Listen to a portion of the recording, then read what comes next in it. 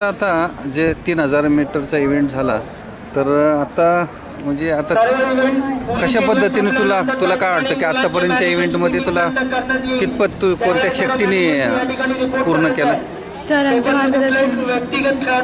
मार्गदर्शनाखाली. पण आताचा जो इव्हेंट आहे ते जे टायमिंग दिलं तर त्या संदर्भात काय सांगशील? म्हणजे चांगल्या दर्जाचं होतं किंवा कमी कसं?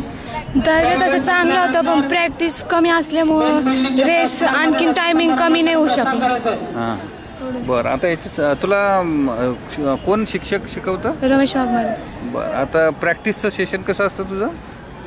सकाळी पहाटे 5 वाजता 5 ते 7 आणि संध्याकाळी 5 ते 7.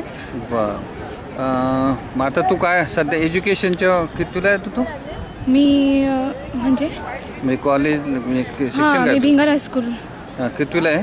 11वी. 11वीला. बरं. आणि तुझं काय स्वप्न काय आहे किंवा तुला काय?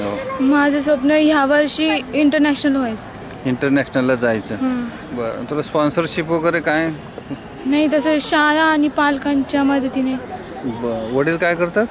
वडील CQAV-मध्ये आर्मीत आहे. सिव्हिल.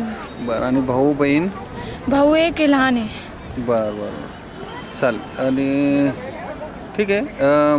तुला आत्ताचा जो इव्हेंटमध्ये तू फर्स्ट नंबर आला, आता तू नॅशनलला चले गे म्हणून म्हणजे आताची फायनल नाही वेज झोन मग इंटर झोन. ओके. पुढच्या झोनसाठी तुला शुभेच्छा आणि असंच तुझी प्रगती होत राहू. धन्यवाद. हा NSSC स्पोर्ट्स यूट्यूब चॅनलतर्फे हा इंटरव्ह्यू घेतला आहे. ओके. थँक्यू.